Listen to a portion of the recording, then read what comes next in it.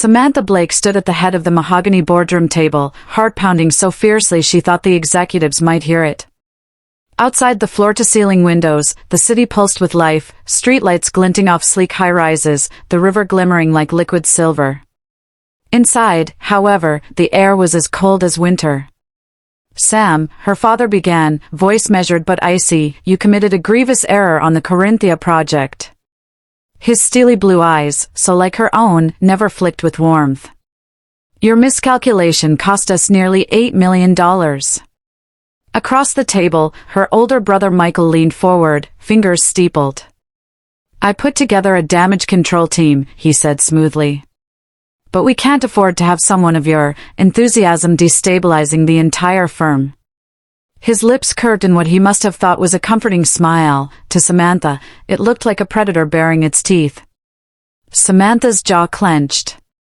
"I acknowledge the mistake," she said, voice trembling with controlled anger. "But I have ideas for recouping the loss." "Save it," her father cut in, voice rising just an octave. "Effective immediately, you're relieved of all duties at corporate HQ. We're transferring you to our Brighton branch. It needs revitalizing." A gasp rippled around the table. Revitalizing? She'd been banished. "Brighton?" she echoed, tone brittle. Her brother nodded, eyes glittering. "That seaside office has been limping along for years. We thought you could learn humility there." Humiliation seared her like acid. She rose to her feet, palms flat against the table. "You can't be serious." "Oh, we are," her father said, rising as well. "Your grandmother built that branch from nothing. It's only fitting you learn from her legacy, if you dare." They all knew how much her grandmother's memory meant to her. This exile cut deeper than any demotion could. Samantha's throat felt raw. She turned on her heel and stalked out, heels clicking, failing to mask the tears pooling at her lashes. In the hall, her assistant Caroline hovered nervously. Samantha grabbed her coat. "Book me a flight tomorrow morning," she snapped. "I want to be there before sunrise." Caroline offered a sympathetic nod. "Yes, Samantha." Later that night, Samantha lay awake in her penthouse, staring at the dark ceiling. Images of her grandmother, kind eyes, confident stride, danced through her mind. "You're tougher than this," she told herself. "You'll prove them wrong." By dawn, she was on a regional jet bound for the remote seaside town. Below, the coastline stretched pale and misty, cliffs plunging into slate-gray waves. Samantha pressed her forehead to the window, letting the salt water tang on the wind steel her resolve. She had been cast out in disgrace, but she would return stronger, and they would see hers was the true vision that would carry the family empire forward. Samantha arrived at Brighton Station just as the low morning sun painted the horizon rose and gold. The air smelled of brine and seaweed. She hauled her suitcase across the platform, where only a lone taxi waited. The driver, a wiry man in a faded windbreaker, gave her a curt nod. The branch office sat on the edge of town, a squat, weather-stained building with peeling paint and shuttered windows. A crooked sign read Brighton Coastal Properties. Inside, the reception area looked frozen in time, a threadbare sofa sagged by the wall, its upholstery dotted with mysterious stains, a dusty fish tank housed a single goldfish. Offices beyond were partitioned by water-stained cubicles, desks groaned under piles of paperwork. "Ms. Blake," croaked an elderly receptionist, peering over bifocals. Her name badge read Eileen Parker. "Welcome. We've been expecting you. I think." Samantha forced a polite smile. "Good morning, Ms. Parker. I'm Samantha Blake." Eileen sniffed and pointed toward a narrow corridor. "The team's in the conference room. They're a bit wary of new management." Samantha squared her shoulders and found the conference room. 6 employees sat behind scuffed tables, eyes wary. One young man fiddled with his smartphone, a middle-aged woman yawned. Not a single congratulatory smile greeted her. "Good morning," Samantha began, voice clear despite her nerves. I'm here to help this office thrive again. A flat voice from the back. Thriving doesn't pay the mortgage on these outdated computers, said Tony, the sales manager. His accent was broad, and he folded his arms. We haven't closed a deal in months. Samantha walked over and peered at his desktop, Windows Vista screensaver of a flying dragon. I see, she said, warming to her task. Let's start by upgrading hardware. But first, tell me, what's the biggest obstacle you face? A murmur ran through the room. The assistant manager, Clara, spoke up. Clients cancel last minute, then call corporate HQ to speak with you. She glanced sideways at the others. They don't take us seriously here. Samantha nodded thoughtfully. So perception is as big an issue as performance. She looked each staffer in the eye. I intend to change that. Over the next hour, she really listened, to their frustrations, patchy internet, leaky roof, stale coffee in the break room. She jotted down notes. No patronizing pep talk, just genuine engagement. By the end, the team seemed surprised by her attentiveness. When the meeting adjourned, Tony lingered. You really think you can fix this dump? He asked, skepticism still taut in his words. Samantha met his gaze without flinching. I don't think, she said firmly. I know. That evening, she walked down to the Pebble Beach. The sun dipped below the horizon, a fiery orb melting into the sea. Waves lapped at her boots. She closed her eyes and inhaled the salty breeze. The expanse of water stretched both majestic and merciless. She felt small, but also, for the first time in days, ready. On her second morning, Samantha unlocked the dusty door to her grandmother's old office at the back of the building. Light filtered through dingy blinds, illuminating a motley collection of relics, a faded black-and-white photograph of her grandmother standing proudly before a refurbished pier development, a porcelain teacup hand-painted with the company logo, and a pigeonholed letter rack holding yellowing envelopes. Her fingers trembled as she lifted one envelope, addressed in loopy script, to my dearest granddaughter, Samantha. Inside, a delicate stationery bore her grandmother's elegant handwriting. My beloved Sam. If you're reading this, you carry the torch of our family's dream. Remember that compassion builds communities, not just bricks and mortar. Trust in people, even when the bottom line screams otherwise. Love always, Gran. Samantha's chest tightened. She whispered to the empty room, Gran, how did you do it? As she rummaged deeper, she found another letter marked confidential. It hinted at a grand waterfront vision, shops and homes arranged around a community garden, not simply a profit-driven resort. There were sketches in the margins, winding boardwalks, an open-air market, a performance pavilion. Samantha's pulse quickened. Later, she ventured into town to the local historical society, housed in a weathered Victorian cottage. The curator, Mr. Thompson, a portly gentleman with a passionate gleam in his eye, greeted her enthusiastically. You must be Samantha Blake. My gran spoke of you fondly. Samantha smiled, surprised. She did? Your grandmother transformed this place, he said, guiding her to a display case. Inside lay preserved blueprints, press clippings from the 70s, and a guestbook signed by delighted tourists. He pointed to a grainy photograph, her grandmother cutting a ribbon at the grand opening of the renovated boardwalk. She insisted on integrating affordable housing so locals wouldn't be priced out. Samantha traced the lines of the old plans. Why was this never completed? Mr. Thompson sighed. Corporate pressure, sudden investor withdrawal, then her untimely passing. The branch was sold off on the cheap. Her stomach nodded. Gran's vision had been abandoned. But now Samantha had the blueprint, literally, to guide her. She folded the documents carefully. Thank you, she said softly. This changes everything. That night, back at the office, she gathered her small team. With the yellowed sketches spread across the conference table, she began, This is our blueprint, not just for profit, but for community. It's time we honor my grandmother's legacy and rebuild Brighton's heart. The room was silent, then Clara let out a breathy laugh. If we can pull that off, we'll go down in history. Samantha's eyes shone. We will. Buoyed by newfound purpose, Samantha organized a town council meeting to pitch her grandmother's waterfront plan. The room at Brighton Town Hall was packed, salt-stained fishermen, wary shopkeepers, a smattering of weekend tourists. In the front row sat Carl Davenport, owner of the rival firm Davenport and Company, his arms folded smugly. The mayor tapped the gavel. Ms. Blake, whenever you're ready. Samantha stepped forward, projecting confidence. Behind her, on a pull-down screen, the old sketches glowed. Esteemed council members and neighbors, I present the Blake waterfront vision.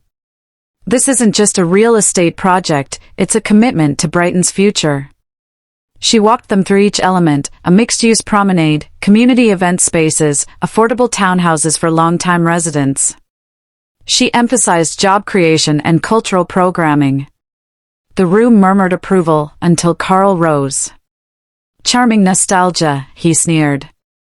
But nostalgia doesn't pay the bills. My proposal offers a luxury marina, high-end condos, and immediate returns for taxpayers. He clicked to his own slide, gleaming yachts, sleek glass towers. Why gamble on old dreams when you can secure present profits? A ripple of applause echoed. Sam's heart sank.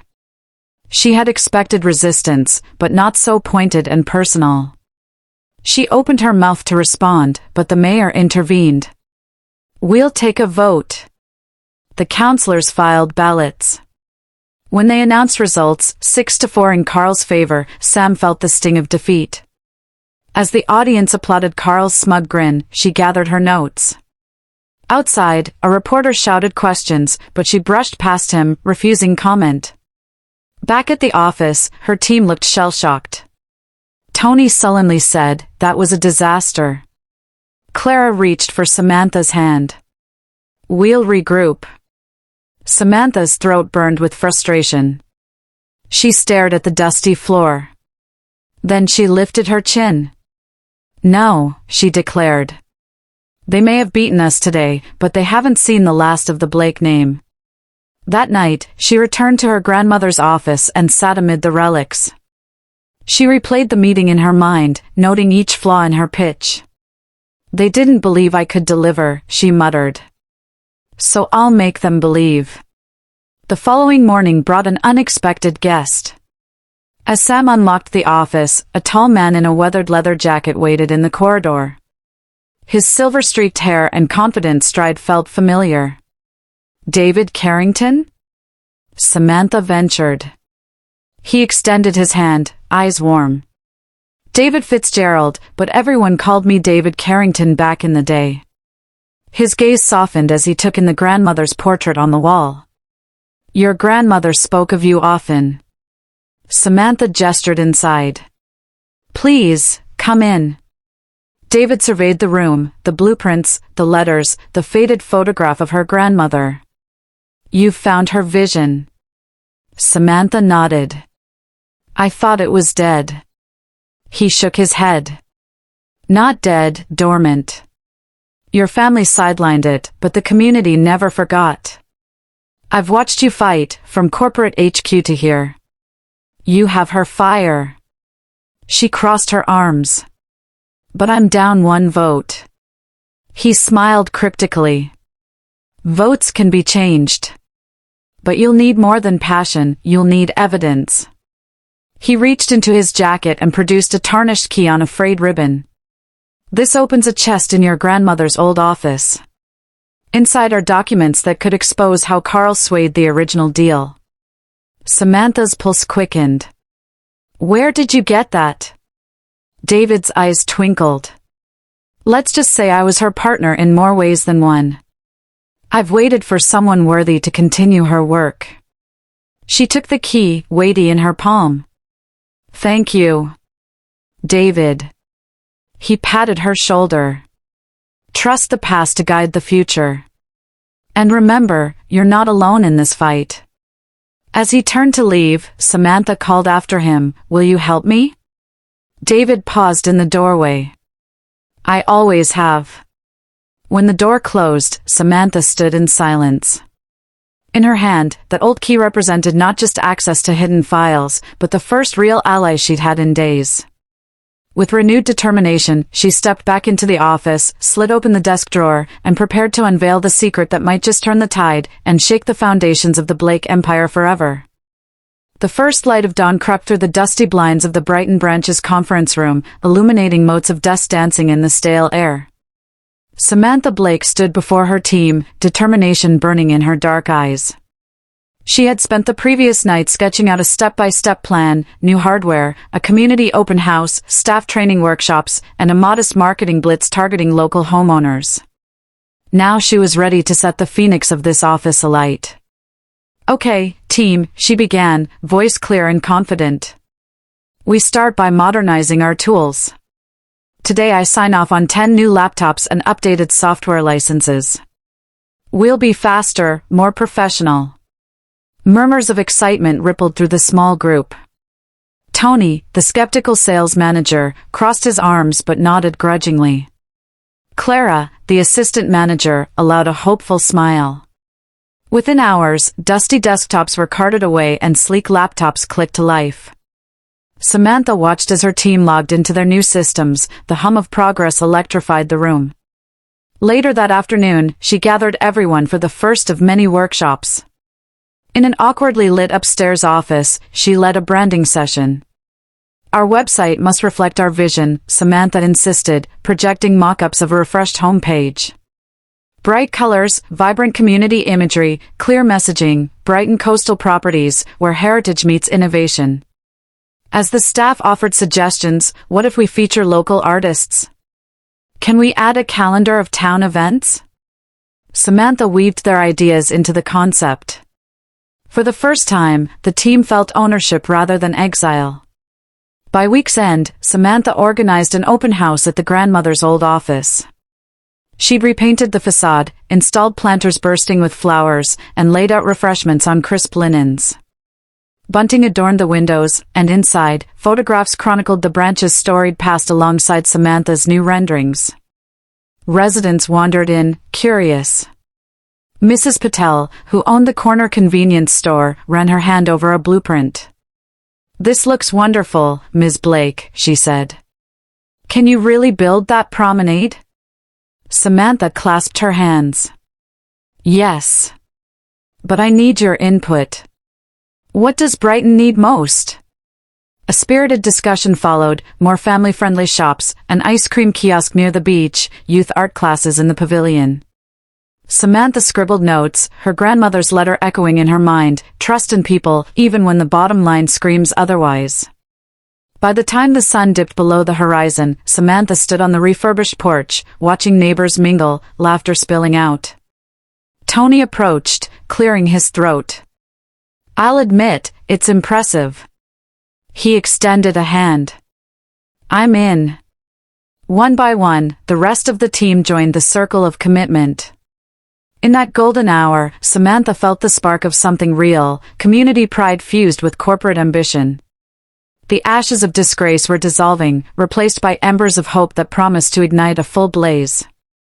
The annual Coastal Real Estate Expo was a glittering affair: polished exhibitors' booths, developers hawking luxury penthouses, and investors scanning brochures like treasure maps. Samantha navigated the throng, clutching a folder of her grandmother's plans, determined to attract partners for her modest project. She paused beside a display showcasing repurposed shipping containers being transformed into beachside cafes. The architect behind the concept, tall, vibrant, with a cascade of curly hair dyed midnight blue, caught Samantha's eye. "Beautiful work," Samantha ventured. "Who's responsible for these designs?" The woman turned, eyes alight. "I'm Mia Okoye. I specialize in sustainable coastal architecture." Samantha held out her hand. "I'm Samantha Blake, Blake Coastal Properties. I have a vision for Brighton's waterfront that needs an architect who sees community as art." Mia's eyebrows rose. "Community as art, that's my philosophy exactly." She thumbed through Samantha's folder. Your grandmother's sketches, these could be extraordinary reclaimed materials projects. Let me show you something. They ducked into a quiet corner where Mia unrolled her own portfolio, sketches of green walls, rainwater harvesting pavilions, and modular seating carved from driftwood. What if we fused your grandmother's layout with eco-friendly features? Solar canopies over the boardwalk, reed gardens to filter runoff, a makerspace for local artisans? Samantha's heart raced. Yes, and we could involve the town's youth in building workshops, teaching them skills and giving them stake in the project. Mia beamed. You're the granddaughter. You've inherited her soul, and you're the only developer here who understands that architecture is about people first. They spent the afternoon refining plans, oblivious to the surrounding expo bustle. When Mia suggested pitching to a green investment fund together, Samantha felt a thrill she hadn't experienced since her grandmother's heyday. As twilight settled, Samantha and Mia shook hands on an informal partnership. Welcome aboard, Samantha said, her smile radiant. Together, we'll show Brighton what it means to build with heart. Mia winked. Prepare to shake up this town. Walking back to her hotel that night, folder heavier with new designs, Samantha realized that the most powerful alliances often came from the most unexpected places, and that sometimes, the sisterhood of visionaries could do more to revive a forgotten branch than even the largest corporate coffers. Emboldened by her new partnership, Samantha arranged a critical meeting with potential investors in London. Dressed in her sharpest navy suit, she arrived at the elegant boardroom overlooking the Thames, documents and renderings neatly arranged. Across from her sat 4 representatives of Green Key Capital, known for backing socially responsible developments. Ms. Blake, said Imogen Shaw, Green Key's investment director, your proposal is compelling. But we need financial projections. Can you demonstrate profitability within 5 years? Samantha launched into a crisp presentation, phased construction to minimize risk, pre-sales of townhouses for capital infusion, revenue sharing from waterfront events. Spreadsheets projected steady returns, greenhouse energy savings, community lease fees. Behind her, Mia's renderings showcased vibrant public spaces buzzing with activity. As she clicked to the final slide, a hand-lettered quote from her grandmother, Imogen's expression softened. You've thought of everything. But the Brighton branch is small. We need some assurance that corporate overheads won't bleed us dry. Samantha smiled confidently. I've negotiated with HQ to cap our branch's administrative fees at 10% of revenue. My contract will hold them accountable. And any excess will funnel directly into community programs. Impressed nods circled the table. It seemed victory was within her grasp, until a velvet voice interrupted. Ms. Blake, might I add something? Tony Cunningham, CEO of Davenport & Company, strode in, accompanied by Samantha's brother, Michael. Samantha's jaw tightened as she watched Tony slide into a chair opposite her. I was in the neighborhood and thought I'd drop by. You know, community projects are lovely, but when the bottom line matters, investors need security, not sentiment. He leaned toward Imogen. I'd hate for you to back a project that can't deliver on its promises. We've developed similar waterfronts across Europe. I have data you'd find enlightening.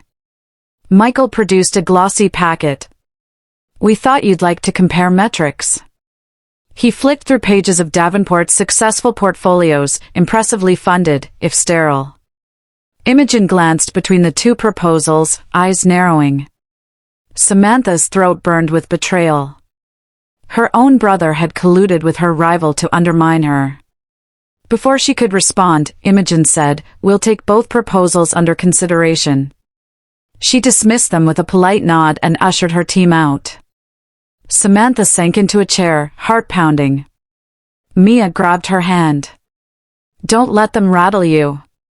We know our project's worth. But the damage was done. On the drive back, Michael called Samantha's cell. You really thought you could outshine me? Give up now, you're in way over your head. Samantha's grip tightened around the steering wheel. The road ahead felt narrower than ever. The very people who should have supported her, family and community, were watching to see her fail.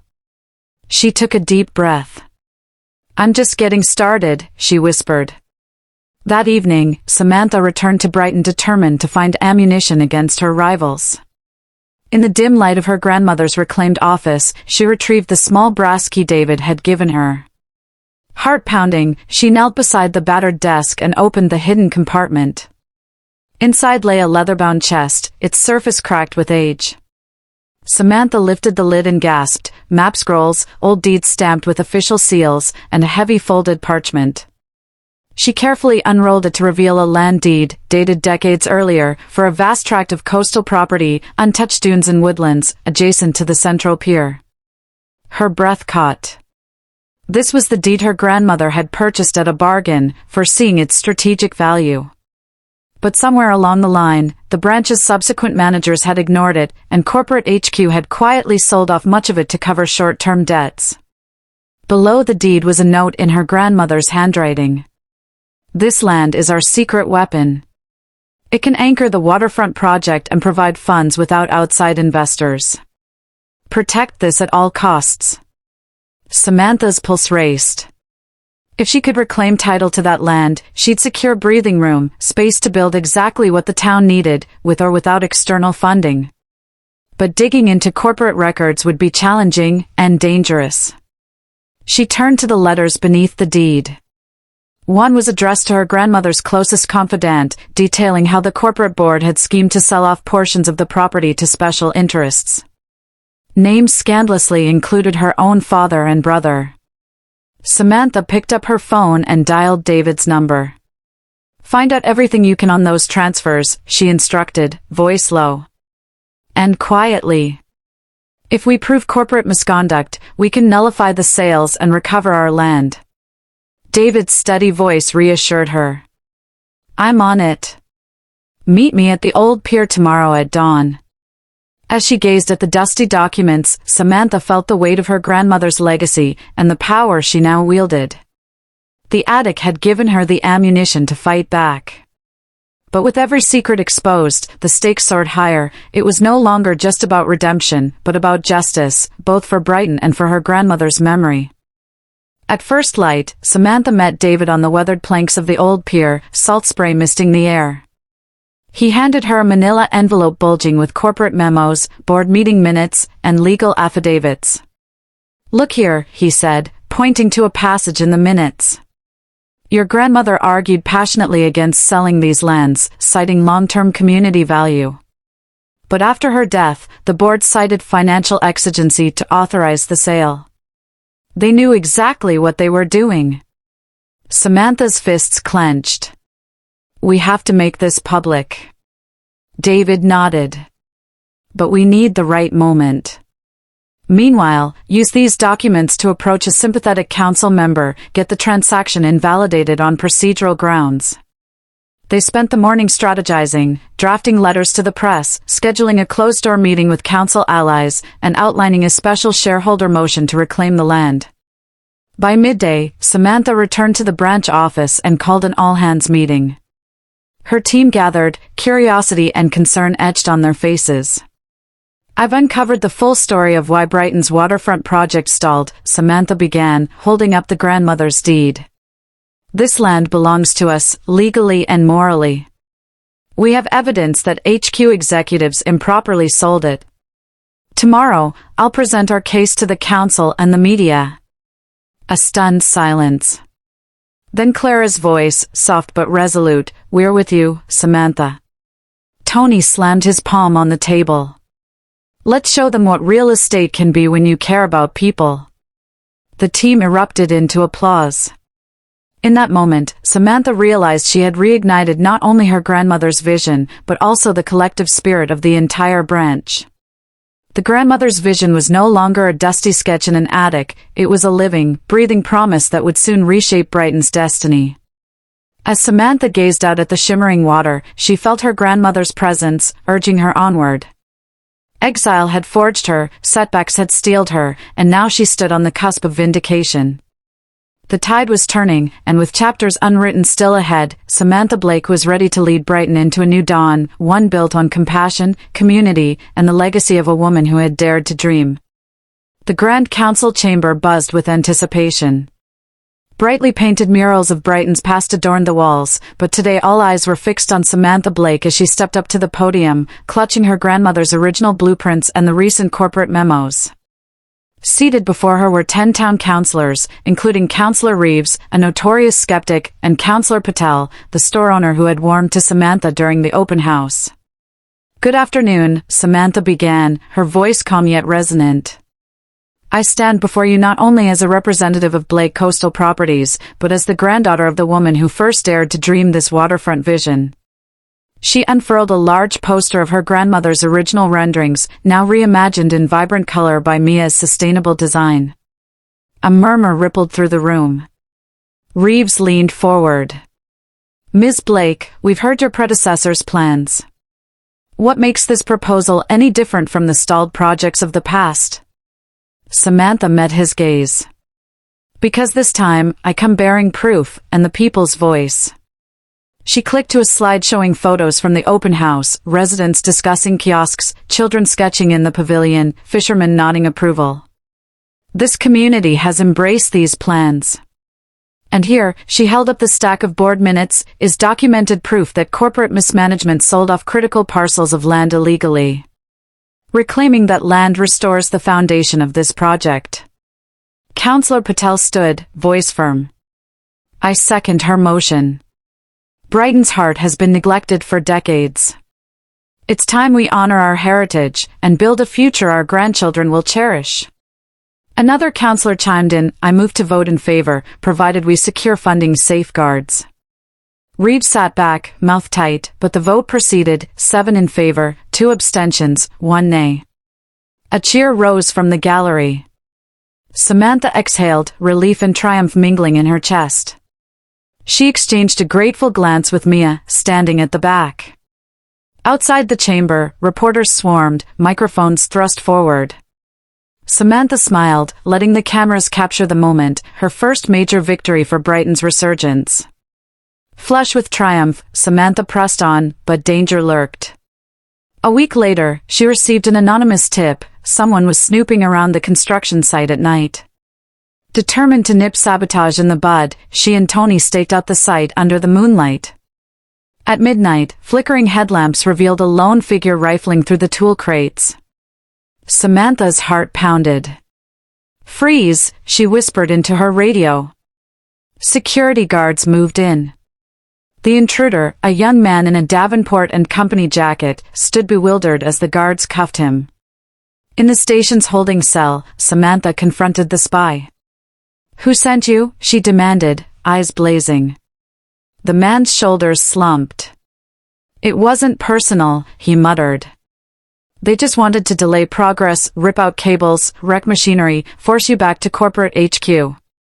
Samantha's jaw clenched. Michael's face flashed in her mind. "You'll tell me who gave the order." He glanced up, guilt and fear in his eyes. "My boss pays the bills. We do what it takes." Samantha left him to the police. Back at the branch office, she gathered her team. "They won't stop," she warned. "But neither will we. From now on, we lock our site at night, and we're installing cameras. We will not be bullied." Tony raised a fist. They picked the wrong office to mess with. Empowered by her decisive action, the team returned to work with renewed vigilance.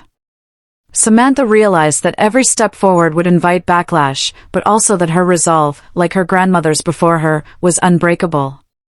Unbeknownst to Samantha, back at corporate HQ her father and brother were engaged in an escalating power play.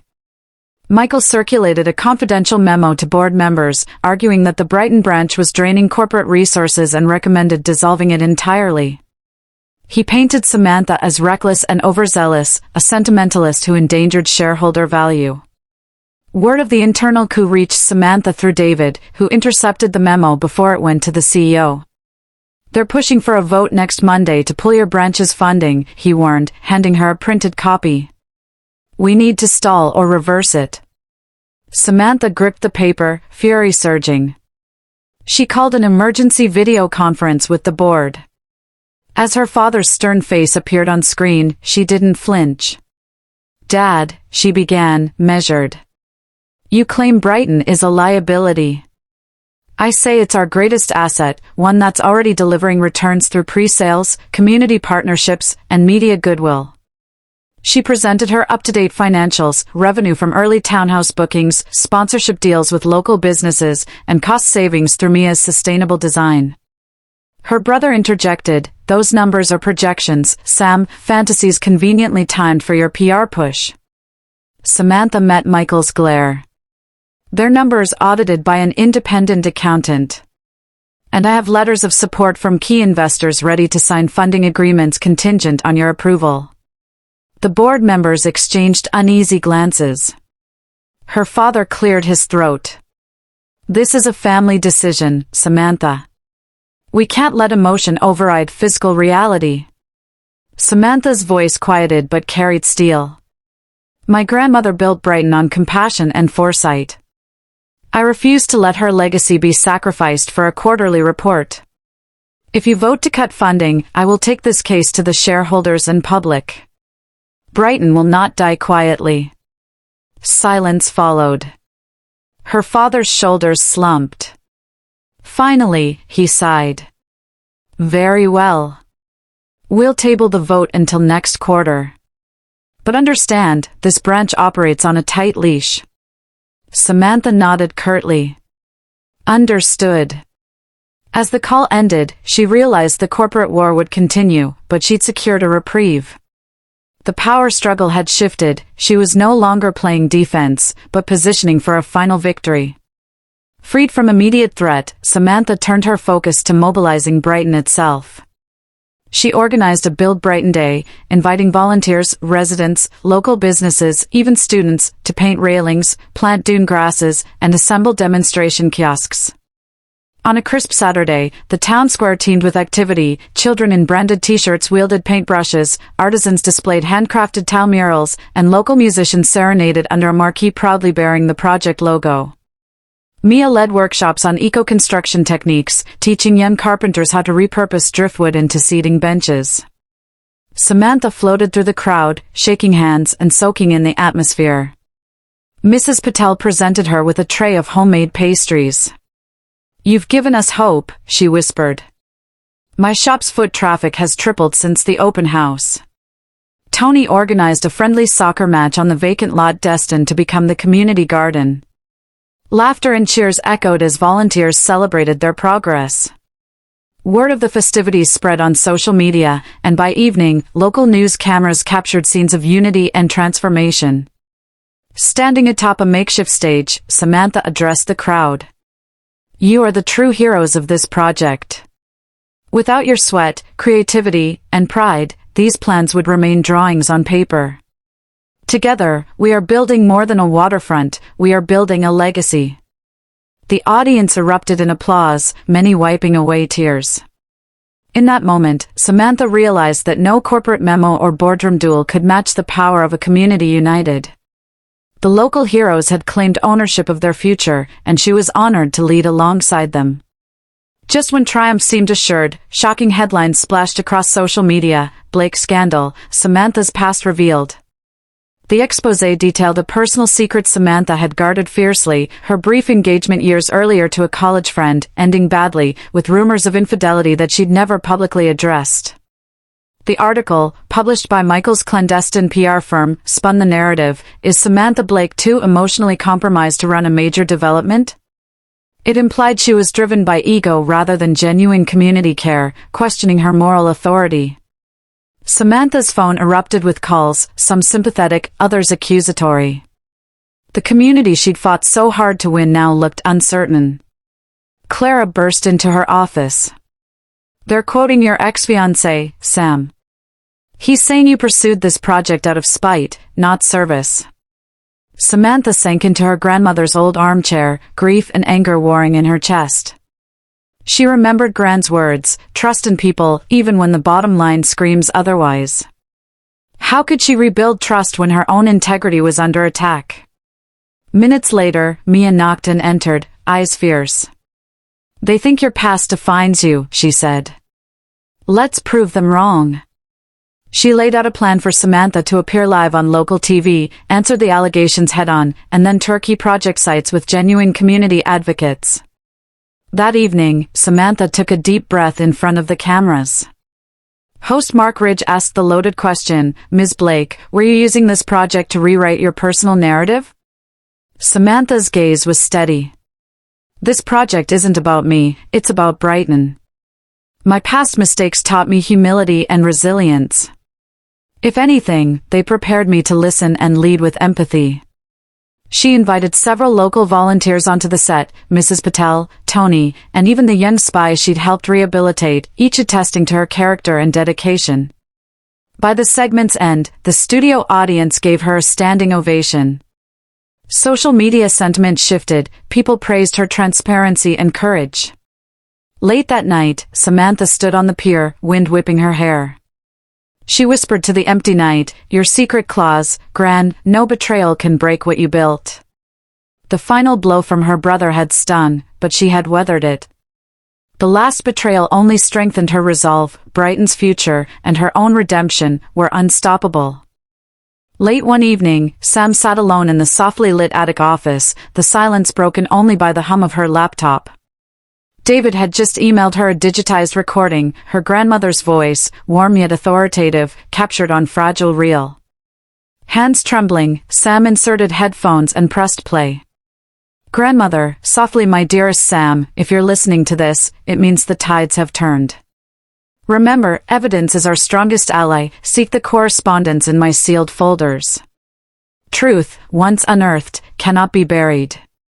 Sam paused the playback and rifled through the letter rack until she found a sealed document marked for Samantha, Exhibit A. Inside lay correspondence between her father and a rival developer. Michael had quietly promised to sell off the deeded land in exchange for personal stock options. Betrayal stung sharper than any bruise. Determination lit her chest. She dialed Michael's office. "Sam, calmly, Michael, we need to talk. Meet me tomorrow at 9 a.m. in the HQ boardroom." "Michael, smug, you're out of your depth, Sam, but sure, let's see what you've got." That night, Sam drafted an email to every board member attaching the grandmother's recording transcript and the incriminating letters, with a deadline for response. As she hit send, she felt a rare thrill. The secret weapon, truth, delivered directly, was now in motion. The morning sun glinted off the glass facade of corporate HQ as Samantha stepped into the hushed boardroom. Her father and brother sat flanking the long table, their expressions cool. Around them, board members exchanged curious glances. Samantha took a deep breath. "Thank you all for coming. I know my last-minute email was unexpected, but I believe it's time we face some uncomfortable truths." She pressed play on her tablet. Her grandmother's voice filled the room, recounting boardroom pressures to sell coastal land for short-term gain. As the recording ended, Sam slid the incriminating letters across the table. "Sam, these documents prove that, months after my grandmother's death, certain executives, my own father and brother included, traded away land meant for Brighton's community project, all for personal profit." A murmur of shock swept through the board. Her father's face paled, Michael's confident mask cracked. "Father," stammering Samantha, this is unverified." "Sam, firm, it's signed, dated, and witnessed. The legal team has confirmed the transactions breach our bylaws. I'm asking for two things, immediate reversal of those sales, and full funding to complete the waterfront project in honor of her legacy." Silence reigned. Then a senior director spoke. "I move to ratify Sam's proposal." Heads nodded around the table. The motion passed unanimously. Word of the boardroom reversal spread like wildfire. By midday, the Brighton branch team received emails confirming restored funding and the return of the disputed land. Back at the Seaside office, Clara burst through the door. "Clara," elated Sam, "it's official, the board vote just came through. We're fully backed again, and the deeds are in our name." Tony let out a triumphant whoop. They never saw it coming. Samantha allowed herself a small smile, but her mind turned to her brother. Minutes later, Michael strode in, face ashen. Michael, angrily you used family secrets to cripple me. This isn't over. Sam, quietly it is. From here on, Brighton moves forward without your interference. Michael's shoulders slumped. He realized his gambit had spectacularly backfired. As he left without a word, Sam felt the exhilaration of true victory, not just for herself, but for every person who'd believed in her vision. On a bright summer morning, the entire town gathered for the official ribbon cutting of the revitalized waterfront. White tents lined the boardwalk, life-sized portraits of her grandmother and Sam themselves gazed benevolently from banners. Local schoolchildren performed a choir song, while fishermen sold fresh oysters at the reopened pier. The mayor stepped to the podium. Today we celebrate more than bricks and mortar, we celebrate community, resilience, and the enduring legacy of Samantha Blake's grandmother. He handed oversized scissors to Sam, who gripped them with both hands. Mayor, Samantha, it's your honor. With a sharp snip, the ribbon fell. Applause crashed like ocean waves. Sam turned to the crowd, voice bright with pride. Sam, this dream belonged to my grandmother, and it belongs to all of you now. Thank you for believing in us. Cheers erupted. Mrs. Patel rushed forward with a bouquet of sunflowers, Mia beamed, camera crews snapped photos, and Tony hugged Sam fiercely. For the first time, Samantha truly felt she'd redeemed her family name by forging her own path. As the festivities wound down, Samantha invited key supporters, her father, the board members, David, and close staff, into her grandmother's restored office. She held in her hand a thick leather-bound codicil she'd discovered that morning. Sam, there's one more secret my grandmother left. It's her will's secret clause. She read aloud. Should my granddaughter successfully revive the Brighton branch in accordance with my vision, she shall inherit controlling interest, 51%, in Blake Coastal Properties. Gasps echoed. Her father's jaw dropped, Michael's face paled. Father, whisper you're in control. Sam met his gaze steadily. This company was built on community, compassion, and foresight. Those values will guide our future. She closed the codicil with determination. A new era had dawned. Samantha Blake, granddaughter of the visionary founder, was now the true heir, empowered not by birthright alone, but by her courage, integrity, and unwavering commitment to the people of Brighton. The empire was hers to lead, and she intended to honor her grandmother's legacy every step of the way. The end.